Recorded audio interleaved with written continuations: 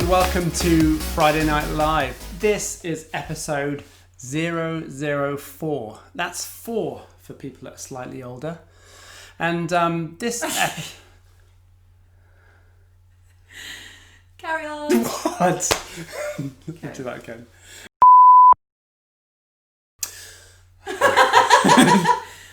Yeah, I'm ready. I'm just sweating a bit. No, it's claggy.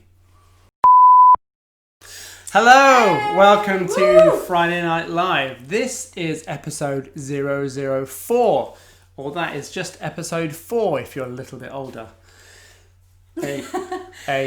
Tonight, this episode is called Fit for Purpose. We are quite a few episodes into our Christian broadcasting career, and really the feedback's been quite good. It's been going really well. No one's telling us to stop in capital letters, so it's true. We are persevering. God's favour is on this, so we're in that. Tonight we're going to be talking to the leaders of our church, aren't we? Yes, we are. Goodness. That's right. We're going to be talking to the leaders of our church. That is Martin, Paul, Tim, and Michael a little bit later about this idea of purpose, what it means to believe that God has graced you with a purpose and to walk it out, because those guys are just a little bit older than most of you, and so they've got a lot of wisdom that they can share with us about how you walk that out, because they can look back over many years, decades, and see how God has been moving and guiding them and working all things towards this purpose. But before we meet them, we just want to speak into purpose for you guys. So we've called it Fit for Purpose because I think that a lot of you right now are experiencing frustration and confusion, perhaps, over getting asked so often, what are you going to do next? What are you going to study? What job do you want to do? Where are you going to go? And often it comes from adults that love you or are well-meaning, like teachers who want to invest in you and want to see you do well, your parents, wider members of your family, your friends' parents, your youth leaders, what are you going to do? And it can be frustrating because you don't necessarily know. I can remember being 18 in a car with somebody who cared about me, and they were trying to give me advice about what I should do next. I remember thinking, you don't really even know me. And I wouldn't receive the advice, and that's a regret I have because I know that he cared about me. I wouldn't receive the advice because I felt like he didn't even know me, and so how could he speak into what I should be doing? And I also felt totally overwhelmed because I thought I haven't got a clue what kinds of jobs are out there other than, like the nursery ones, like policeman or vet or archaeologist or architect, the ones that everybody knows, but not many people actually have. I thought, how can you even know what you want to do?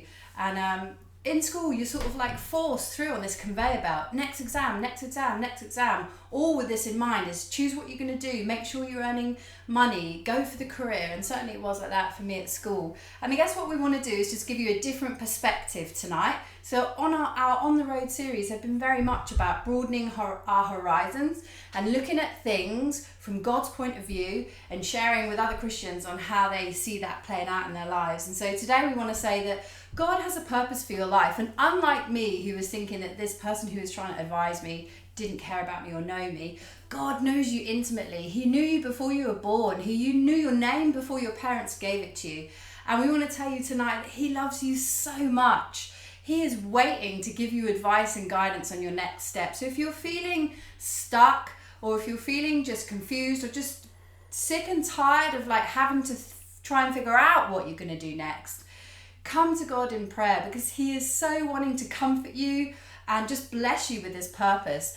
There's a verse in Acts when Peter's preaching, and he basically says, he's talking about King David, who was a king in the Old Testament, and he's like, David fulfilled the purposes of God in his generation. And what we want to say to you tonight is, it doesn't matter if you haven't got your long game sorted out, because God has a purpose for you to fulfill in your generation. And sometimes that doesn't look like what school says it should look like. Like sometimes it doesn't look like uni. Like everyone's like, go to uni. Sometimes it doesn't look like uni. Everyone's like, get a job here, And sometimes it doesn't look like that.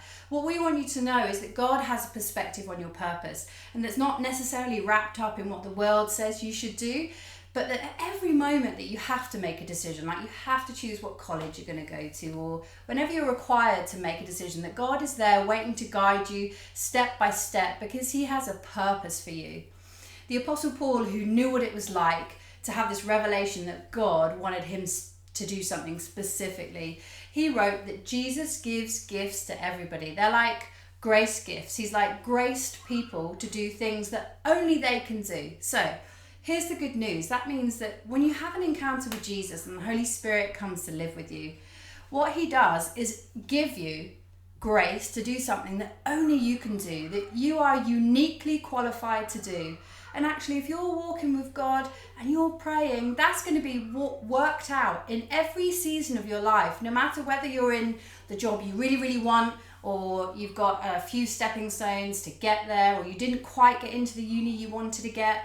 When you know Jesus, God is constantly and consistently conforming everything that happens to you to his purpose, like making it fit his purpose for you.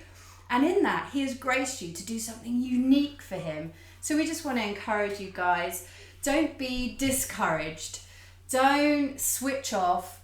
Don't allow the world to dictate your plans and purposes. Believe that God is for you and cheering you on, and just waiting like an excited dad to unfold your next steps to him.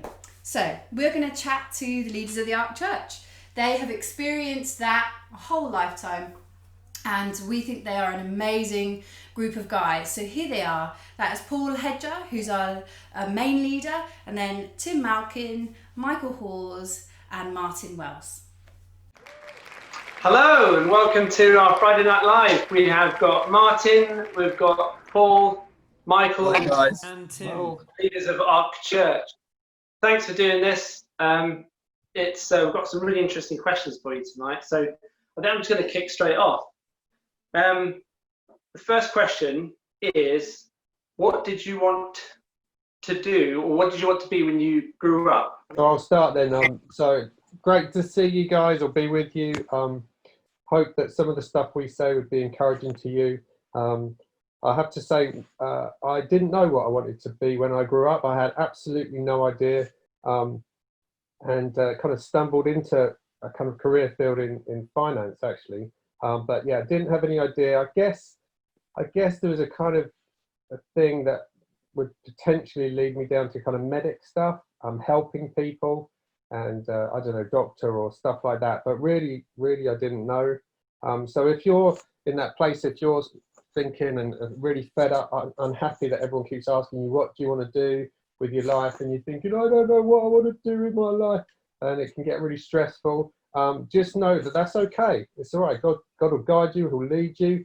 And it's not the worst thing in the world not to know exactly what you want to do. There was a quote actually from a semi-famous guy. He said, the most interesting people I know didn't know at 22 what they wanted to do with their lives. And some of the most interesting 40-year-olds I know still don't. So hang on in there, but trust that God will lead you. And just because you're not quite sure, it doesn't mean he's not capable to lead you and guide you. And almost like that you'll end up in the right place as long as you're honouring and trusting in him. Okay, well, I'll take it up next. I remember when I was being little, I was kind of, I was really tall and skinny, and I just thought, I'm never going to get a wife. And at the time, I just thought, I'll be a Catholic priest. That'll take the pressure off. And I wasn't a Catholic at all, but I just kind of thought, I won't have to marry anybody. That would be great. So that was number one option. As time went on, I like being outside, and I like kind of environmental stuff. And so I actually set a course from kind of mid-teens to become an environmental health officer, which I did eventually become. My mum was convinced I wouldn't get the A levels I needed, so registered me to go to university to be a chiropodist as well. So there we are. So it was either do your drains or do your feet. Thankfully, it ended up being drains, and but there we are. So it's kind of tremendous pressure people are under to kind of choose a career. And actually, looking back at it, I think I would have been happy doing nearly anything, actually, because I think you can do lots of different stuff and kind of enjoy it. You kind of throw yourself into it, don't you? But yeah, I kind of enjoyed that career, and I kind of continued it now, doing much more sort of self-employed work, which God's led me clearly through. And I went to environmental health, and I remember at the time an advert in the paper kind of jumped out 3D. I'd only just become a Christian. It kind of jumped out in 3D, and on the radio there was an article about Cambridge. I was living in Yorkshire at the time, and then I saw an advert for Cambridge and applied, and that's kind of how it started. So God led me in a very kind of practical way. I was thankful for Him. I was interested in outdoors, so at one point I thought perhaps a farmer would be the thing to be. Another idea I had was to be a barrister. I know people who do those jobs, and neither of them would have suited me, and I wouldn't have been any good at either of them. So I'm really glad that none of that happened. Bit like Tim, I didn't have too much idea what I wanted to do. Exams didn't help because the results were fairly sort of level across all the different subjects, so it's quite hard to be led by exam results, as it were. So yeah, I had a go at some farming, and soon realised that wasn't something I wanted to do, and God led in other ways. Yeah. Okay, so I like Tim. I hadn't got a clue what I wanted to. Well, I say I hadn't got a clue what to do. There's things I like doing, but it was always what was happening that day was much more important than planning for the future. So I just didn't even think. I just did it. I just did what was happening, and I remember when I left school, they said, "What do you want to do?" And I really didn't know specifically. You know, like you're supposed to plan your life out. Well, I hadn't. But I did want to do, I came from a farming family, so I thought I'd like to farm. I actually like wildlife an immense amount, so I'd love to do forestry. I like working with my hands. I actually wanted to be a church leader as well. And the other really funny thing is the one that I actually went for first of all was boat building. And what's really funny is here we are building the Ark. So it's just... And actually, I've done all those things, and I really love doing all those things, and I still like doing all those things. So I'm just really grateful to the Lord that we just set off on a journey, and hey, here we are at the other end, nearly. And grateful that He plans every day of our lives without having to have a strategy that's home built. Can I just add something? Because I mean, I can see in Paul just how God's equipped him and just, you know, gifted him very clearly, and all the things that he mentioned, they've actually played a part in not just who he is, but actually in what God's called him to do. Obviously, he'll talk about that a bit later on.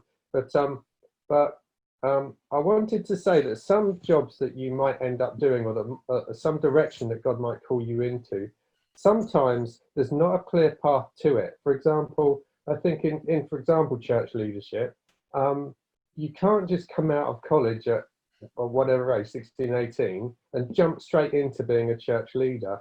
And even if you go to Bible college, sometimes there's still some kind of life experience that would be beneficial to have. So in hindsight, looking back at myself and looking at other people as well, sometimes God gives you a job that obviously He knows isn't like what He's leading you into in the future, but it's almost like a stopgap, but not negative. He uses it and He blesses you in it, and even if it's just to provide finance for you so that you can live and do stuff, it's really important. But it's not the be all or end all. If the first job or two you get kind of don't seem as if they completely fit who you are or what you want to do in the end, it's all part of His plan. As I say, if we trust and walk in obedience to Him, it's all part. It all gets molded into it. So try not to get really, really stressed. I know that's almost a stupid thing to say because it can be very stressful, but just try and trust God in that. That's such great advice, Tim. And we love hearing you guys share those things about yourselves, because sometimes you get used to a specific perspective on someone. So when they share something that you wouldn't know about them, it's like taking a few side steps to the right and just checking them out from a different view. And I think anything that broadens your horizons on someone or a subject is really healthy. So thank you guys for sharing some of your childhood dreams and aspirations, and perhaps actually they're maybe still current dreams and aspirations. So So I guess we want to ask you next. We've been talking in this episode about grace gifts, things that Jesus has graced us to do uniquely to serve the purposes of God in our generation. And we know that those things can be organic. They could, like Tim was saying, they can move and change depending on the season of life we're in. But we wanted to instill a little bit of faith in our young people that actually God does have a specific grace gifting for them, a way that he wants to work in them in order to minister to people around them. So we wondered if you would share what you felt maybe that was for you. I remember, Paul, we could maybe start with you. I remember 3 years ago I had a conversation with you. You might not remember. I was changing a season in my life, and I said to you, am I stupid for making this change in direction? Like, am I foolish for believing that God might have me make that change in direction? And you said, you looked at me and you said you were born to do it. I don't remember if you remember that conversation. You then said something about timing. But as a teenager, I never felt that I was good at anything particular. Like Michael was saying, I was very much an all-rounder at school. And I just remember thinking, I don't stand out at anything, and was very directionless for a long time. And so I think for someone to say you were born to do that was massively affirming in terms of what I felt like God had graced me to do. So what do you guys feel like God has graced you to do in your generation? Sure. So I've actually been fascinated by the Bible. I remember when I was 11, I started to rewrite it because they didn't have many modern versions then. So I thought it would be a really good idea to rewrite it in modern English. I remember starting that at school when I was 11, and I'd love to be able to find a copy of it now. I think I got to Matthew chapter 1, verse 4, maybe 5. But that's where that started there, and that's always been there. But one thing I don't know, you'll find this hard to believe. One of the things I really don't like doing is being in public. I don't like speaking in front of people. I didn't. And so, although I was a Christian and felt very strongly about Christian values and about leadership and that sort of thing, I lacked any confidence. Public speaking was really not my thing. And that really changed dramatically when I was baptized in the Holy Spirit. Suddenly, two things came together. And even now, sometimes I feel really panicky before a Sunday, and then you feel the Holy Spirit start to change you, and you almost feel yourself transformed in that moment. There's a really interesting phrase that I love that Nicky Gumbel talks about when the Apostle Paul writes somewhere in Acts. He says, we were compelled by the Holy Spirit. And I think that's true. I think sometimes the Holy Spirit just comes on you. So I can remember clearly, really clearly, Tom Chipper asking me to take 10 minutes to kind of do a mini preach on a Sunday evening. And I was thinking kind of like Sunday evenings were really different then. And I can remember it being the most exhilarating experience of my life. It was like completely transforming to me. And so a new journey had begun. I can't help it. So sometimes if I'm in the pulpit too often, I feel, why don't I go and do something else? This isn't great. But the moment it's not part of my life, again, I feel something start to stir inside of me. And I just know that's a God-given gift that wouldn't be there naturally. It just wouldn't be there. And it's honestly true. In fact, I'm actually quite shy. You know, I don't like public interaction like this. But but I've overcome that, and I find that if you are being moved by the Holy Spirit, empowered by the Holy Spirit, it is actually transforming from the inside. And so here we are, naturally doing what we're not natural at, I guess. Yeah, I think that process would have been quite gradual for me, to find out what these grace gifts, as you sort of put them, would be. I think having a care. What happened was I sort of cared for the church. I knew this church was where I needed to be, and this was the church that I cared for. And opportunities came along to serve. So I think prophecy is something that I've always had a leaning towards, and it's always been there. That's kind of a long-term thing that I've had. With wisdom as well for situations.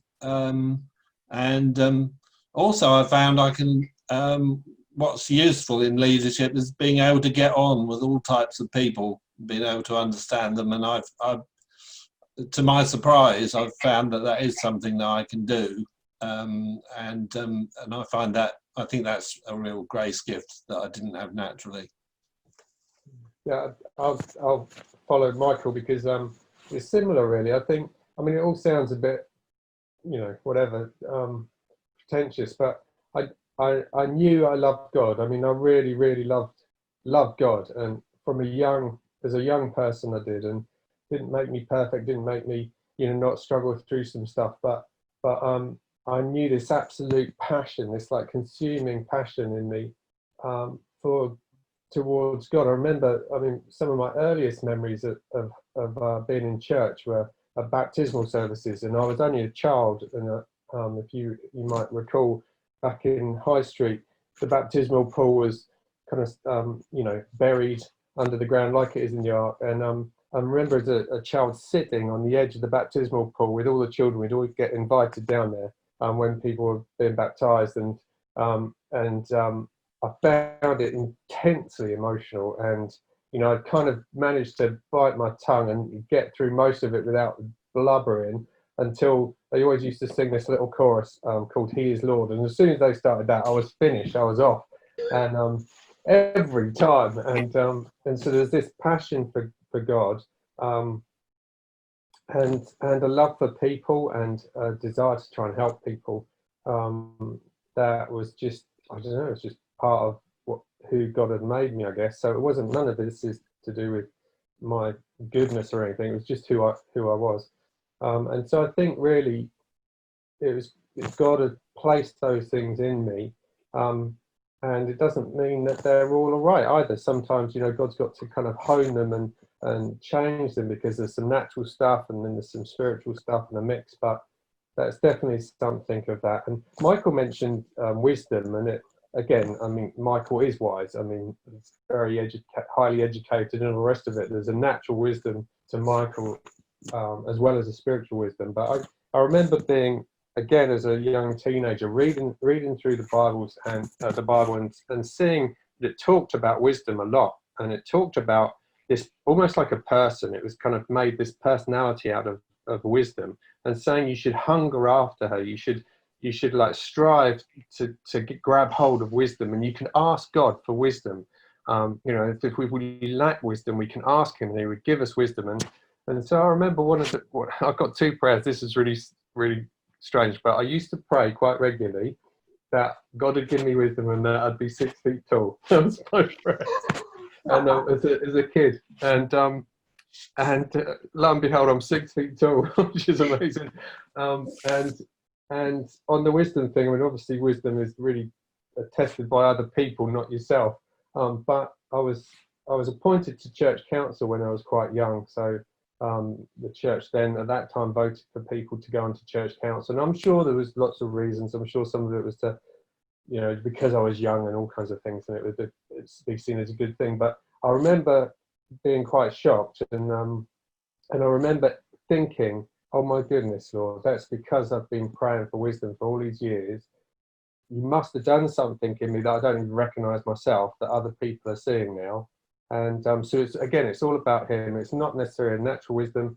I'm certainly not the wisest person around at all, but I think there's a spiritual thing that God can do. So He gifts you with grace gifts, but He can also, I believe, if you hunger after gifts, He can further those. He will grant you something spiritual that will benefit other people's lives, hopefully through you as well as your own life. Wow, it's great. So for me, early days when I became a Christian, I kind of went to a Christian meeting. Clearly not a Christian, not particularly that interested.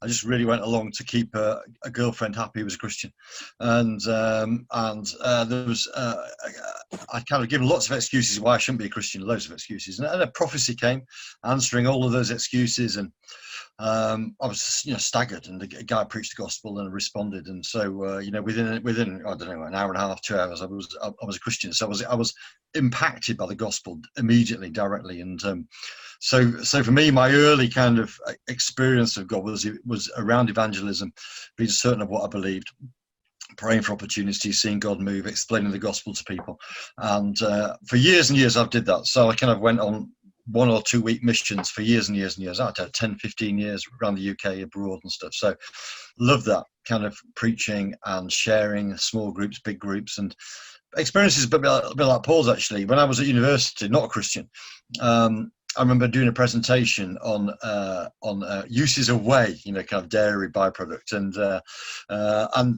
it's supposed to be, I can't remember what it was. It's supposed to be half an hour. I finished it in 2.5 minutes. My public speaking was so bad, and just went through it kind of lightning speed. I was so nervous, and it was the Holy Spirit. Paul said, "It's kind of Holy Spirit, the one who took trembling disciples and stood them in front of crowds to speak and use them." And my experience was very, very similar to Paul's.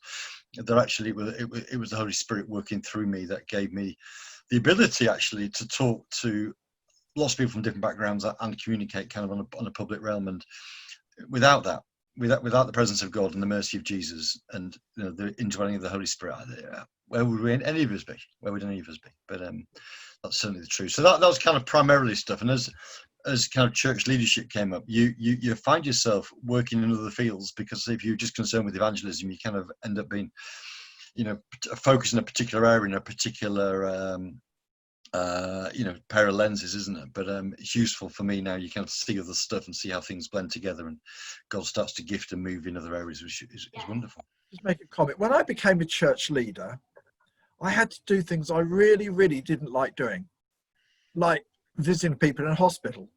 Actually, I was really scared of my first funeral, not my own funeral, first funeral. But there are other things I really didn't like doing. And that's the reality of life. Whatever you do, you have to do kind of ordinary stuff you don't enjoy doing, and stuff you really enjoy doing. Sometimes I feel it's like some parts of my job are writing with my right hand. It's really natural. Some things, like trying to write with my left hand, it is so awkward. You still have to learn to do some of those things. But I tell you the thing I have learned, if you don't know the difference between the two, you really need help. And what I've found is actually you have to know what God's calling is on your life, and that has to fill. So part of the time you have to learn other stuff, but in the main, you shouldn't be following how much money you can earn or anything else, or anything else, or any expectations of anybody else. You should know what God has called you to and what you do naturally under God, and then enjoy doing it. We're so thankful that you've shared your hearts, and really what's coming through is that the process of figuring out what God wants you to do is very organic, it's alive, it changes a lot, and life can throw you a lot of curveballs, and those aren't necessarily out of the way. It's not like those things can't be used by God. And I know that I can testify to that. I've stepped into some stuff, I'm like, no way am I doing that, I can't do that, that's not. And then I do it anyway because I feel like God has said to do that. So thank you for sharing your heart. I think that's really helpful for young people to hear. So final question. Do you have any last remarks for young people who are just at a place where they're like, I cannot figure out my next step? I would have one. And that is always dream big. Always dream big. And my brother used to say to me, I've got other brothers, and he says, Paul, my other brothers have dreams, but they never turn them to reality.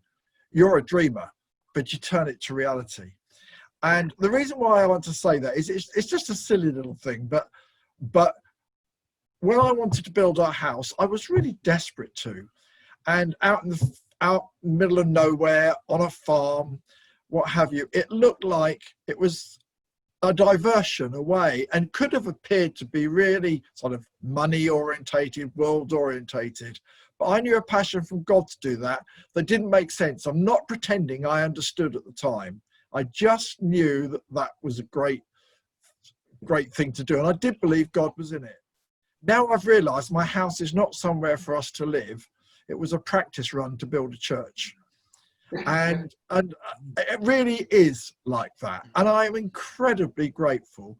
And sometimes God plants a dream in your heart, and everybody else would say, don't do that. I remember my dad begging me not to sell our existing house and do this, because he thought it was so irresponsible. And so I would say, dream big, really dream big, and actually let your mind run wild. But at the same time, stay accountable to godly people that can keep some boundaries there, so you don't go and do something stupid, but you do something visionary. And then you should purpose to enjoy it. And there's nothing wrong with living outside of the box of normality or conformity. Yes, I think that's really important, not to feel pressured down a particular route, which is something that, you know, my family had ideas about what I should do, but I had to listen to God, and also, as Paul says, just see what I was interested in, what gave me joy, if you like. And I think it's kind of it is a learning process. It's also important. I think we're very individualistic, but I think what's more important is to find the people you need to be with. So, for example, you know, I like the program you did, you know, with George and Jess, and the importance of finding the right spouse and partner, because you know, that has been so key in my life, you know, for the business we created, Helen and I, which came out of her skills blended with my skills. Wouldn't have been possible with it, you know, with a different spouse. So those kind of things are actually more and you know, what church should you be in, you know, what people should you be with, because all that actually, that's what takes you to who you're going to become and what you're going to be doing. It's not just an individual journey. It is about, you know, finding your people, then you find your purpose, as Chris Valentin would say. And in that, I think about finding your people, I think God has often clarified my thinking or helped me to process decisions that I've got to make with godly people around me. So it is finding people that you respect in God, who you can ask their advice at, and you're not just asking their advice. It's not like wise people. You're asking people that can hear from God. Sometimes you're so close to a situation, or it's so pressurizing for you, that it can get quite hard to kind of, you know, find God in it. We complicate it without even wanting to, just because of our emotions involved with it. So to trust in some people, for example, you know, Kim and Colin, go to Kim and Colin. They're wise people. God will speak through them. You know, might give them a word for you, or certainly give them wisdom that they can pass on to you, just to help you clarify some stuff. So I'd say that. I would also say you get different people believing different things. Some people, it's like, well, I'll live my life, and because I love God, He will basically come behind me and make everything right. So I'll make all the decisions, and then God's going to bless me. So you get that kind of, that tribe doing that, and then you get another tribe saying, you know, no, I daren't move a muscle unless God speaks. So I'm going to stay just here and wait for God. And I think there's like this tension in between the two. You know, I don't believe this is right. I don't believe this is right. I think God does want to bless you. He does want to, you know, fulfill passions in your heart. He has created you with personality and with desires, and He'll guide you. But sometimes we've got to take a step as well on that journey before He can kind of steer us. So we've got to, it's this partnership with Him, with an ear that's really attentive to Him, that's willing to stop or go on, you know, as and when He says, but also a desire not just to kind of push it all onto God, but saying, Lord, you know, you fill me with your Spirit, guide me as I walk out my day, you know, bring things across my path that I know are going to be from you and not just random. You know, I believe they're from you, and I'm going to walk and I'm going to pursue the things that you've laid on my heart, but I'm going to keep close ear on what you're saying, and to have the not just wisdom, but be that committed to the Lord, that if He does say stop, that we would stop and we walk in obedience to Him in that. And I think the last thing I would say is, I know for myself, when I've struggled with guidance, especially on big issues that are very difficult, whether it's relationships or whether it's job stuff, anything that creates a real passion or a real urgency or something in your life, it can get very pressurized. And I think what happens is, unwittingly, in my struggle over hearing God, I actually end up, if I feel he's not speaking to me, I end up getting not necessarily cross with him, but something changes in my relationship to God because of how I'm feeling and handling it. And all I would say is, whatever you do, I'm telling you, God is for you. If you want to honor him and live for him, he is for you. He is not against you. He's got great plans for your life. Trust him with all your heart, with everything, your mind, your soul, your strength. Trust him, and he will guide you. And know that he delights in you, and he's a fun God. He wants to have fun.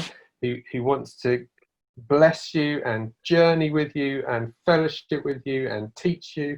And it's an amazing journey. So even in the tough times, don't let those tough times make him appear a nasty God. Don't let it change his character. He is who his word says he is. And so love him and yeah, enjoy your friendship with him. I remember first becoming a Christian and then kind of getting involved in local church. And when you first become a Christian, you're kind of reading everything and you try to work everything out, and you read this, do this. And I remember a kind of house group, not been a Christian very long, quizzing these Christians about like 10 issues. Oh, what do you think about this? What do you think about this? I remember asking them what they thought about killing people, in a war. If you're a soldier, what would you do? What's the Bible say about this? What about end times? And it staggered me that I kind of had this room of people that have been Christians 20, 30 years that would just go, I don't know. I'm thinking, what? I couldn't believe it. So actually what I ended up doing, which is actually quite a good thing, was tethering myself to people that knew stuff and thought and had been on a journey and knew God and knew a relationship, because I was hungry for stuff, and I had no time for spending time with people that hadn't done stuff, didn't have answers, and hadn't processed stuff, and hadn't prayed about things, and hadn't got experience of the Holy Spirit. And I ended, you end up kind of, you see somebody you admire who's going to go off and do something, I would go with them. I'd kind of go off to a conference with people that I admired, because there was something about those people that God had done something in their life, and I wanted to be like them. And I didn't really want to hang around with people that were my age if they weren't serious. And I didn't think like that. I couldn't actually say, I would never have come out with those words, because that's not what I was processing in a kind of mechanistic way. It's just kind of, you just see where God's got his hand on people, and pursue God and pursue those people. And I would kind of recommend that to any young person. If you spend time with people your age and your kind of strata of society, you just kind of end up getting along the lowest common denominator, really. But just pursue Christ and pursue people that are on fire for him. I can't say any more better than that. Yeah. Wow. I know, like, every time we've done these conversations, I am blown away by the beauty of the Holy Spirit in other people. I can't even explain like what it is. I just I want to do more and more and more, just having more people on to chat, because what God does in others is absolutely stunning. The way he weaves people together. We want to honor you for being up for sharing with our young people, and giving up I don't even know what day it is. Monday. Well, no, it's supposed to be Friday. It's Friday. So giving us a Friday. I know you guys are also busy, so we really appreciate you, and we also want to honour you for leading our church fearlessly. We are under no illusions about how much work that is, and know that you have sacrificed much for the sake of the people that you pastor and shepherd. So yes, as recipients, and on behalf of our youth who are also recipients of your love and care and spiritual guidance, we thank you. And it has been so great to have you on. It has. Thank you so much. We feel blessed. Guys. Can I say on behalf of all of us how much we love your young people, all of you. We're just thrilled that you're a part of our church, honestly. And we might not get to express that as much as we should at times, but I just want to take this opportunity. We're thrilled that you're part of our church. And just like you've heard some of the journey, how God's bonded us together, our desire is that you would feel even more bonded together, even more involved with the Ark Church. This is your church. It's not our church. It's not the elders' church. It is your church for God's glory. So we just encourage you, bless you, pray God's richest blessing upon your life. Amen. Yes. Amen. Thank you so much, Michael, Martin, Tim, and Paul. Okay. Thanks, guys. Bye. See ya. Bye. Wow, what an amazing conversation we've just had. And there's so many little pieces of gold in there. There's too many to choose from, but the benefit of having it on YouTube is you can watch it back and just listen to what they had to say. I'm inspired. I was particularly inspired by what Paul said about dreaming big. So I'm going to dream big. I'm going to play a worship song now that's been on my heart for 3 or 4 weeks actually, and it's just rolling around in my head. So we're going to play that for you.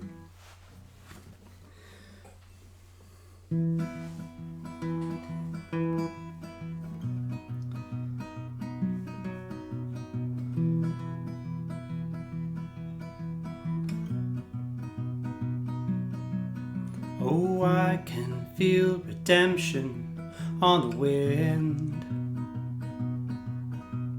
forgiveness like the tide rolling in, taking up the space where shame has lived, receiving all that you died to give. Let the wind roll, let the tide roll, till the earth knows you're a God of love. Let my dry bones sing a new song. All the glory, the God of love.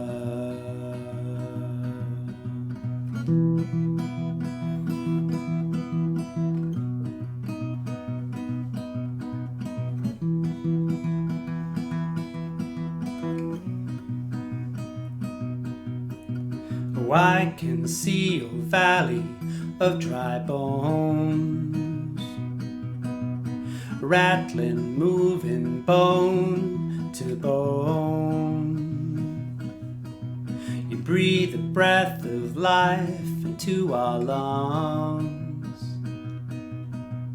Marching on our knees, we march to love. Let the wind blow,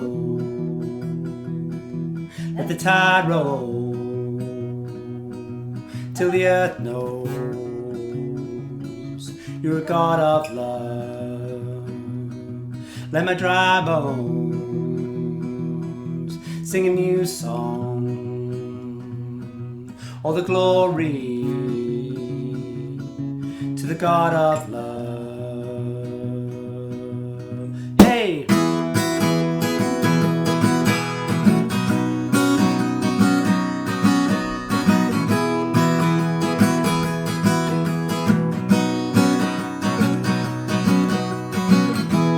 Revivals in the air, catch it if you can. He's moving on the wind, the dawn is breaking. Oh, lift your eyes to see, he's better than you dreamed. With everything you lost, love's returning. Revivals in the air, we'll catch it if you can. He's moving on the wind, the dawn is breaking. Oh, lift your eyes to see, he's better than you dreamed. And everything you lost, love's returning.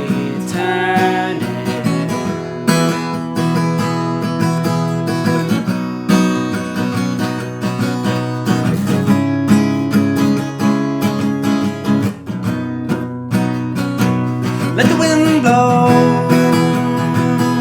let the tide roll, till the earth knows you're a God of love. Let me dry bones sing a new song. All the glory to the God of love. Revival's in the air. We'll catch it if you can. He's moving on the wind. The dawn is breaking. Oh, lift your eyes to see. He's better than you dreamed. With everything you've lost, love's returning. Love's returning. Love's returning. Love's returning.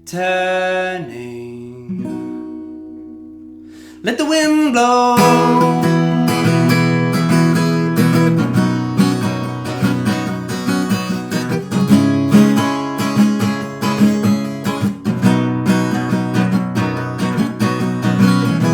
Revival's in the air. We'll catch it if you can. He's moving on the wind. The dawn is breaking. Oh, lift your eyes to see. He's better than you dreamed, yeah. With everything you lost, love's returning.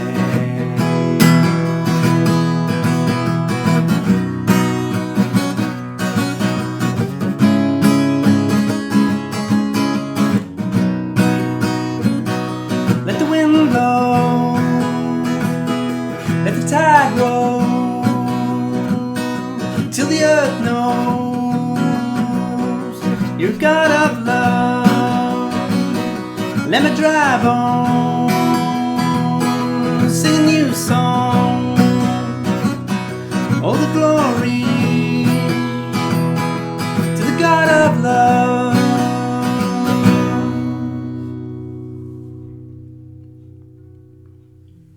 We love you. Yes. We miss you. Yes. Take care. Yes. See you soon. Yes. Bye.